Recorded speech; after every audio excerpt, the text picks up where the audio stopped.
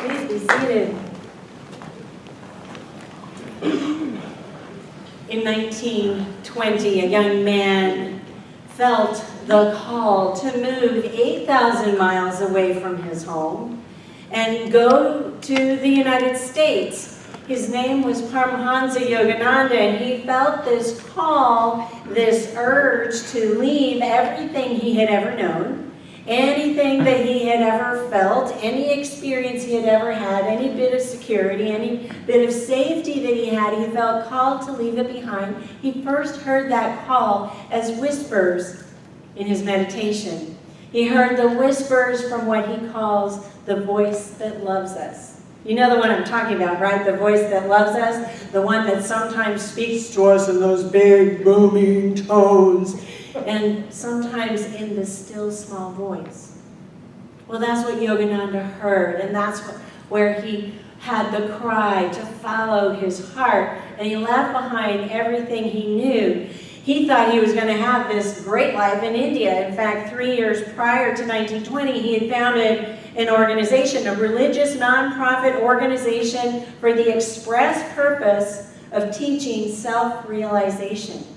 He felt that when we looked within, we would find God, and by finding God, then we could follow our hearts. So just be very careful with that voice that loves us, whatever it says to you and how it calls to you, because it will be for sure leading you to your greatness.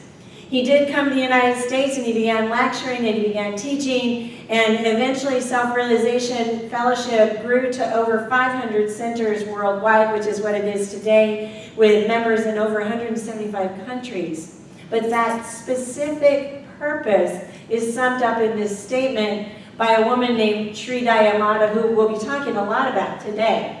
She said, followers of self-realization have an important role in this work and in the world. Their supreme responsibility is to become living examples of truth for their own salvation and for the enlightenment of others. You have but one duty, which was constantly stressed by Paramahansa Ji when he was with us. Improve yourself by finding yourself. What a mission. What a purpose. What a divine decree that transcends all religions and all creeds. It calls us to a higher place. It calls us to that place where we are being led by our hearts. We are being led by our exploration of God. We are led into that supreme responsibility to become living examples of truth. Now, if Charles Fillmore, the co-founder of Unity, had written this statement, he would have said exactly the same thing with one exception. He would have used an uppercase T on truth. He would have said that when we live from a consciousness that is all about finding God, not seeking God, but finding God, finding that clearest glimpse or glimmer or gleam of understanding of what God is, finding and feeling into, he would say, feel after God. Actually, kind of said, feel after God, but he would say, feel after God. Because as we feel after God, then we can live this truth with the uppercase T. Then we live from a consciousness of love, joy, and peace. From all of our operating, all of our decision-making, all of our choice-makings comes from this consciousness, from the discovery of our oneness with God. This mission, this purpose, this divine decree is what blesses not only us, because it's our, I'm not a very good whistler, but it's our salvation, but it also blesses the world that we live in. Our very way of being enlightens our environment. We have the choice, because we're masters of our experience, we have the choice to create a consciousness of the kingdom of heaven. We have a choice to create a consciousness that raises the vibration of the whole planet. So as we are centered in peace, our world is more peaceful. As we are centered in love, our world is more loving. But this is like the good news and the other good news. Because we are masters of our experience, we also have the choice to create a consciousness of health. We also have a choice of creating and darkening the environments around us. It's all about our come from. It's all about where we choose to place our consciousness. So yes, it is our salvation. And yes, when we engage in this work, our supreme responsibility, we lighten our environment. We enlighten others. To do this, Yogananda said, and this is my all-time favorite Yogananda quote, read a little, meditate more, and think about God all the time. Read a little, because it's not about gaining vast storehouses of knowledge. Just read a little, meditate more, and think about God all the time. Let's say that together. Read a little, meditate more, and think about God all the time. I think about a mountaintop experience like Maria in The Sound of Music, you know, when she was like this. It's like, that's what I think about, thinking about God all the time. Woo! That's our salvation. In 1914 in Salt Lake City, a young girl was born into a Mormon household. At the age of 8 at school, she found out about a country named India. And she said immediately there was a mysterious awakening within her. And the more she read that day about the country named India, the more she recognized that India was going to be the key to her fulfillment. So she ran home from school that day and told her family, when I grow up, I'm not going to get married, I'm going to go to India. If you know anything about Mormons, that was quite some conversation at the dinner table. When she was 15, she was gifted with a copy of the Bhagavad Gita, and that opened up her mind to other religions and other ways of divining and defining God, inspiring in her a desire to have a deeper experience of that God. 2 years later, she went to a lecture given by Paramahansa Yogananda. And in that lecture, she was completely transformed. And once again, she went home and told her family, I'm going to India. I'm going to India. And this is what she said about listening to him. How can I describe it to you? When I saw him standing there on the platform, I became absolutely transfixed. He was speaking of the spiritual potential of willpower and of love for God. He spoke as I have never heard anyone speak of God. I was enthralled, instantly recognizing him as one who knew God and one who could show me ways to experience him. I resolved, him I shall follow. Well, her family wasn't very supportive, but she went ahead and registered for classes that he was giving there in the city. And the other thing I haven't told you yet about this young woman is that she had a severe blood disorder. And none of the doctors that her family had taken her to could cure her of this blood disorder. So there she was in classes with a swollen face and all of the bandages wrapped around her. But this is how her disorder served her. Out of the thousands of people in the lecture and the hundreds of people in the classes, her bandages and her swollen face came to the attention of Yogananda. And he looked at her and he said, in 7 days, you will be completely free of any outward appearance of this affliction. You will be healed. Well, 2 weeks later, her family said, yes, you may go. Because she was completely clear. And let me show you a picture of right after. She was one of the first women to join his ashram. And there she is with Yogananda, her face completely clear. Here's another picture that was taken in 1939. She was 25 years old with her and Yogananda. She just has this face that's so clear and godlike, like it just radiates. Her face just radiated. She followed him. She became one of his greatest disciples. And after he went into entered into Masa Samadhi in 1952, there was another man who became president of Self-Realization Fellowship for 3 years. But in 1955, Sri Dayamata stepped into leadership of that organization. She became one of the first women leaders of a worldwide religious order and monastic community ever.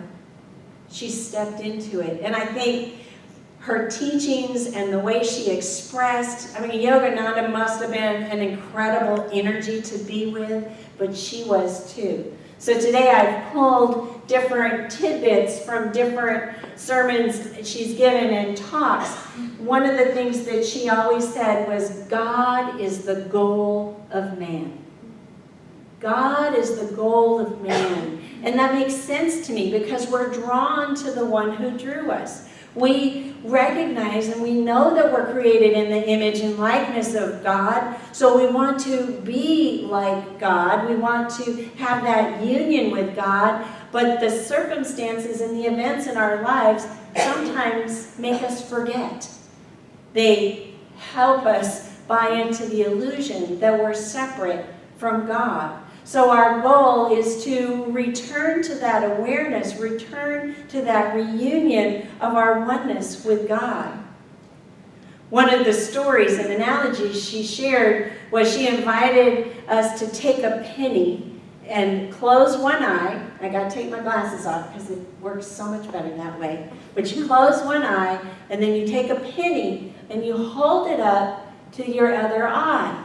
Now, when you hold that penny way up to your other eye like that, all you can see is the penny. Right? I want you to try this at home. Don't try it in the car on the way home. But try it when you get home or when you have a moment. Close one eye and hold a penny up to the other eye. Now, my experience is on the periphery, I can see something, and it's a little bit blurry, and it's a little bit light, but I know something else is there. She said, this is just like our experience with life and God. We get a penny, and we get it stuck on our eye. And we think that's just the way life is. That's just the way the cookie crumbles. That's just the way love goes. I looked on the internet for some more. That's just the way the mop flops. And that's just the way the pickle squirts. Right up there next to your eye. But that's all we can see, and sometimes we forget that there's more out here, that the magnificence of God, see, I've got affirmation. So the invitation is to push the penny away from our eyes so that we say, yes, this is going on in my life, but there's so much more. There is so much more to God than this one experience. She said this, like most everyone else in this active world, I have never had the opportunity to be wholly free from activity. But I made up my mind at the beginning that every free moment was going to be filled with God. You have to keep that which is most important, God, directly in your line of vision. When He is first, everything else will fall into proper focus. When the astronauts first went to the moon, they turned around and they saw the planet Earth. They looked back and they said, it's so beautiful. It's exquisitely beautiful. They didn't see countries or continents. They didn't see regions, and they didn't see people of different races and different colors. They saw the whole earth. Our thinking is such that unless we see the whole earth, our thinking is earthbound. So unless we see the whole of us as God, our thinking is earthbound. Does that make sense to you? Her words are so beautiful. Her stories are so poignant. She told a story about an image made out of salt. And this image wanted a deeper understanding of itself. So it went down to the sea. And as the image of salt entered into the water, it melted away. So as it began to understand the depth of who and what it was, it returned to its oneness with the sea. That's what meditation does for us. When we go into meditation, we're affirming right where we are, all that we know, our consciousness of God right where it is, but we melt into the vastness of the mystery, the vastness of the magnificence of infinite spirit. So I'm going to invite Megan Rose to come up, because one of the things about Diamata that's written, it's been said that if you were ever in her presence, she had an aura of peace and serenity. She was the epitome of loving kindness. She was the essence of love. She followed the teachings, and she lived the teachings that she followed. As she lectured and as she taught, she always had a harmonium right in front of her, because she felt that at any given moment, we just may need to go into meditation to follow God, to begin our joyous service. So we're going to have Megan play the harmonium and lead us in chanting as Reverend Nikki takes us into meditation.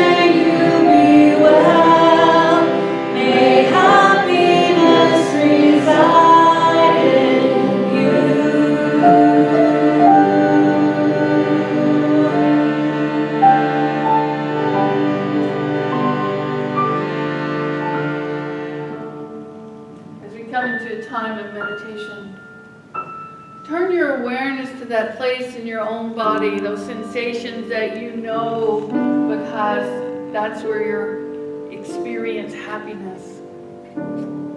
That's where you experience loving kindness. And as we bring our attention to those areas within us, we increase the awareness. Our attention increases our awareness, and our awareness is our consciousness. Allow yourself to breathe into those spaces, allowing your breath, the in and out cycle of your breath, to assist you in moving that around. Loving kindness, love. So as you're moving that energy of love through your body, imagine that you are light. And very quietly in your own mind say, I am light. Imagine that light growing and intensifying and radiating throughout all of your body. And again, very quietly within your own mind say, I am light. Jesus, the Master Teacher, told us that we are the light of the world. And that we're called here to allow that light to shine. You can allow it to be a color, or it could just simply be white light. Allow that light to fill every nook and cranny, every crevice, every cell, every muscle, every tendon, every joint of your body, into tune in and see how deeply you can feel that light. Allow it to radiate forth from you, coming up to the edges of your very skin and radiating outward light. And then your light touches the light that's sitting next to you. Your light touches the light that's before you and behind you, until this room is filled to capacity with light, so much that it comes up to the very walls, the very edges of this building, and radiates forth outward. Radiates into the city of Wilmington, radiates out across the greater Wilmington area, across the oceans and the lands, till it meets somewhere in the center. Light, love, joy, peace from within out. When we learn to live from within out, we call forth to us all that we are. We are truly light. And let's take that knowing and the feeling of that knowing into the sacred and holy silence.